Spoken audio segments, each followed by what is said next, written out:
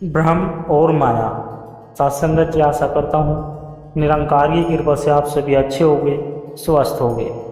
सत्संगत जी, आप जी के चरणों में एक बार फिर बहुत ही प्रेरणादायक कहानी विचार, जिसका विषय है माया और ब्रह्म।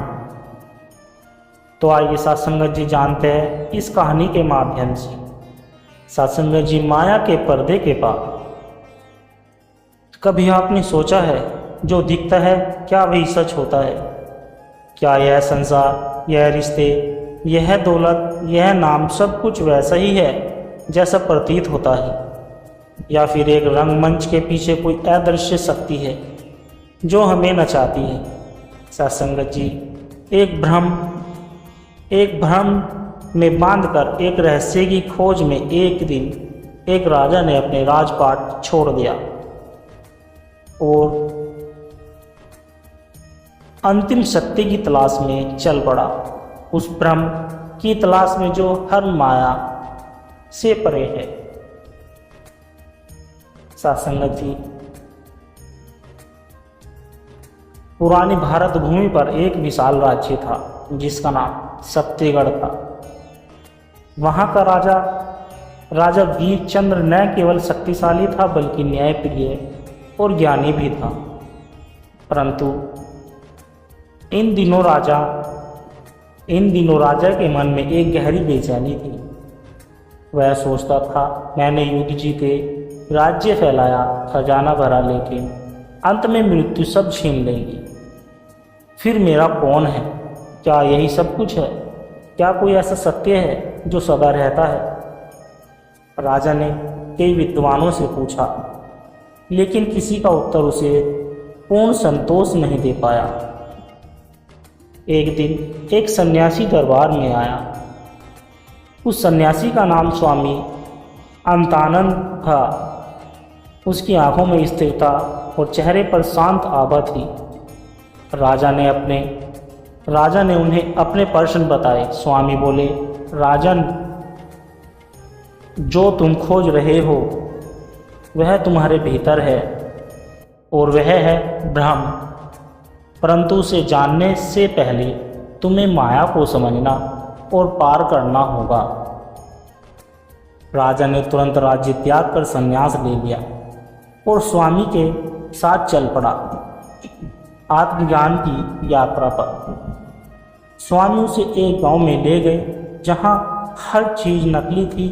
लोग दिखावा करते थे, प्रेम में स्वार्थ था, सेवा में अहंकार था। स्वामी बोले, यह माया है जो असत्य को सत्य बना देती है। देखो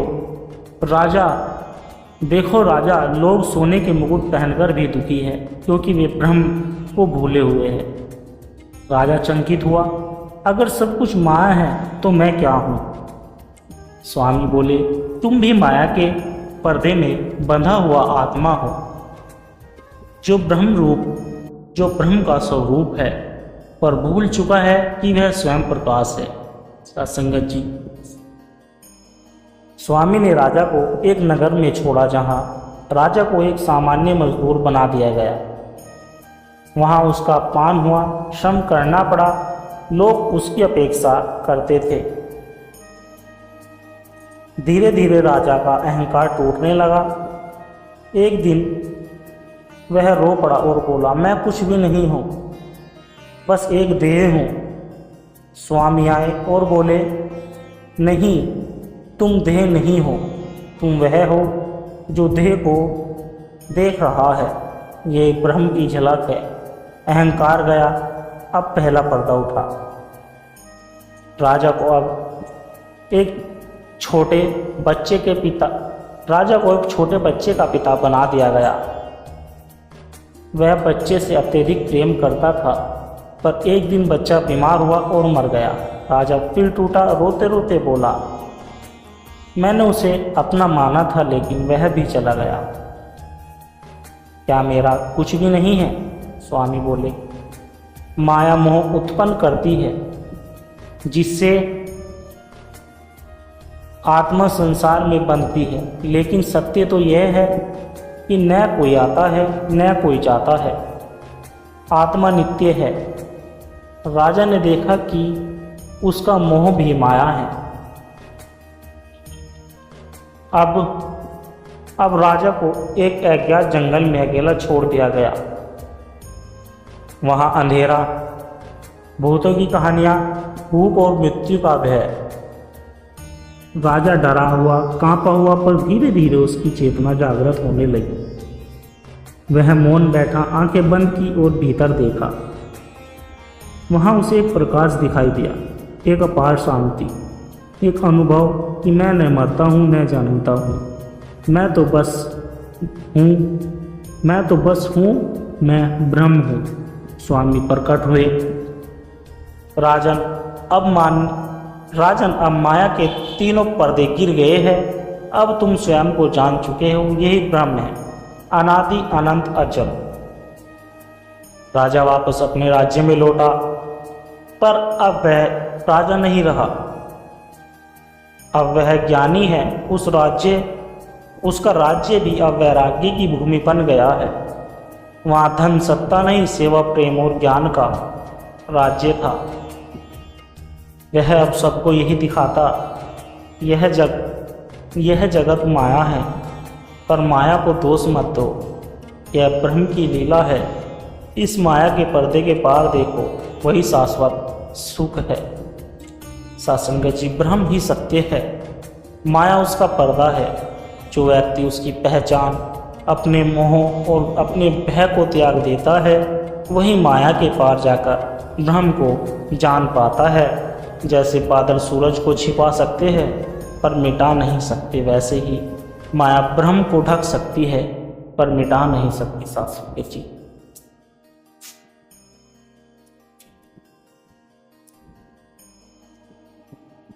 जब तक तुम अपने नाम, रूप, संबंधों, उपलब्धियों से चिपके हो, तब तक तुम माया में। लेकिन जैसे ही तुम भीतर झांकते हो, एक ऐसा शांति का दरिया मिलता है जो कहता है, तू वही है, तत्वमसि। सत्संग जी, उत्तर भारत के एक छोटे से गांव में गोविंद नाम का एक साधारण किसान रहता था। उसके पास 2 बैल थे, थोड़ी सी जमीन और एक छोटा सा परिवार था। वह हर रोज सुबह सूरज उगने से पहले खेतों में निकल जाता और दिन भर हल चलाता। वह भक्त था, परंतु ज्ञानियों की गहराइयों से अनजान था, ज्ञान की गहराई से अनजान था। एक बार गांव में अकाल पड़ा, बारिश नहीं हुई, फसलें सूख गई। गोविंद रात रात भर जागकर सोचता, ईश्वर क्यों ऐसा कर रहे हैं? मैंने कभी पाप नहीं किया, फिर भी दुख क्यों? उसका मन व्याकुल होने लगा। उसने भगवान से प्रार्थना की, पर राहत नहीं मिली। एक दिन वह खेत में बैठकर फूट फूट कर रोने लगा। ठीक उसी समय एक वृद्ध साधु वहाँ आए। लंबी जटा, हाथों में कमंडल और चेहरे पर दिव्यता। आकर बोले, तू दुखी है क्योंकि तू माया को ही सत्य समझ बैठा है। गोविंद चौंक गया। माया? यह दुख माया है? साधु बोले, जो तू देखता है, खेत, बैल, परिवार, शरीर, यह सब माया है। सत्य कुछ और है जिसे ब्रह्म कहते हैं। क्या तू उसे जानना चाहता है? गोविंद ने सिर हिलाया और बोला, जी हाँ। साधु बोले, तो चल मेरे साथ चल, पर शर्त है यह सब छोड़कर। गोविंद ने घर जाकर पत्नी से कहा, मैं ज्ञान की खोज में जा रहा हूँ। पत्नी रोई, पर फिर कहा, जाओ, अगर सत्य को पाना ही है तो मेरा मुंह मत देखो। साधु गोविंद को एक घने जंगल में ले गए, जहाँ उसे एकांत में ध्यान करने को कहा गया। दिन बीतते गए, गोविंद को विचित्र अनुभव होने लगे। कभी उसे लगता वह उड़ रहा है, कभी किसी और जीवन की स्मृति आती। एक दिन उसने देखा कि उसके सामने उसकी माँ खड़ी है, रो रही है। वह दौड़ा उन्हें पकड़ने के लिए, लेकिन वह छवि हवा में विलीन हो गई। वह डर गया, यह क्या हो रहा है? साधु बोले, यह माया है, यह तेरे मन के संसार है। यह दिखाएगा डराएगा, लेकिन तू टिक जा, ब्रह्म का द्वार इससे आगे है। 3 साल बीत गए। एक दिन साधु ने गोविंद से 3 प्रश्न पूछे। पहला प्रश्न, तू कौन है? दूसरा प्रश्न, यह संसार क्या है? तीसरा प्रश्न, ब्रह्म को पाने की इच्छा किसे कहते हैं? गोविंद ने जवाब दिया, मैं देह नहीं, मन भी नहीं, एक दृष्टा हूं। यह संसार एक रंगमंच है जहां किरदार है पर अभिनेता नहीं। ब्रह्म की चाह भी एक भ्रम है, क्योंकि पाने को कुछ शेष नहीं, मैं ही वही। साधु मुस्कुराए और बोले, अब तू तैयार है। अब साधु गोविंद को एक गुफा में ले गए और कहा, यहाँ बैठकर मौन में ब्रह्म को अनुभव कर। गोविंद वहां बैठ गया, आंखें बंद की, सांसें स्थिर हो गई। धीरे धीरे वह अपने विचारों, इच्छाओं और पहचान को पार करने लगा। एक बिंदु पर उसे अनुभव हुआ कि मैं नहीं हूँ, बस एक शुद्ध चेतना शेष है। वह सब कुछ था और कुछ भी नहीं। उसने देखा कि जो संसार वह समझता था वह एक स्वप्न की तरह है। जो अनुभव अभी हो रहा है वह कभी न समाप्त होने वाली शांति है। 5 वर्ष बाद गोविंद अपने गांव लौटा, पर वह नहीं था जो पहले था। अब वह था, उसके चेहरे पर चमक थी। लोग उससे कुछ पूछते तो वह बस मुस्कुराता। किसी ने पूछा, क्या तू ब्रह्म बन गया? वह बोला, बनता तो छोड़ो, जब मैं मिटा तभी जाना कि मैं तो सदा से वही था। अब वह खेतों में हल भी चलाता, पर भीतर से अचल रहता। संसार को देखता पर उसमें नहीं फंसता, कर्म करता पर उसमें नहीं बनता। एक दिन गांव में एक युवा उससे पूछने आए, ब्रह्म क्या है और माया क्या है? गोविंद ने बोला, ब्रह्म वह है जो सदा है, माया वह है जो प्रतीत होती है पर होती नहीं। माया सूरज के सामने उजड़ता हुआ धूल का कण, वह सूरज को छिपा नहीं सकता, बस हमारी आंखों को थरमा सकता है। जब तू स्वयं को, अपनी पहचान, अपने विचारों को छोड़ देगा, तब ब्रह्म प्रकट होगा, उसी रूप में जैसे आकाश खुलता है बादलों पर। गोविंद अंततः एक गुफा में चला गया और वहीं समाधिस्थ हो गया। कोई मृत्यु नहीं देखी, बस मौन। लोग कहते हैं आज भी ब्रह्म की तरह सब में समाया हुआ है। सत्संग यह कथा हमें सिखाती है कि ब्रह्म कोई स्थान नहीं, अनुभव नहीं, वह स्वयं हमारा स्वरूप है। माया ब्रह्म है, सुख दुख, अहंकार, मोह, भय, यह सब उसी के रूप है। और ज्ञान का अर्थ है जानना नहीं, पहचानना अपने स्वरूप। सत्संग जी। नामदेव नामक व्यक्ति एक छोटे से शहर में रहता था। वह एक बैंक में कार्यरत था। परिवार था, गाड़ी, घर, सामाजिक प्रतिष्ठा, हर चीज थी, पर भीतर खालीपन था। हर रात वह छत पर जाकर आसमान देखता और सोचता, क्या यही जीवन है? सुबह नौकरी, रात थकान और फिर एक दिन मर जाना। वह मंदिर जाकर पूजा करता, पर शांति नहीं मिलती। एक दिन उसने आत्मा और परमात्मा का पर एक किताब पढ़ी। उसमें लिखा था, जिसे तू बाहर खोज रहा है वह तेरे भीतर है। यह वाक्य उसकी आत्मा को झकझोर गया। सत्संग जी। नामदेव ने धीरे धीरे ध्यान करना शुरू किया। शुरुआत में मन बहुत भागता, नौकरी, EMI, बच्चे, रिश्ते, लेकिन कुछ ही हफ्ते में उसे अपने भीतर एक मौन महसूस होने लगा। वह हर सुबह 4 बजे उठकर ध्यान करता। धीरे धीरे उसकी चेतना बदलने लगी। लोग कहते, नामदेव बदल गया है।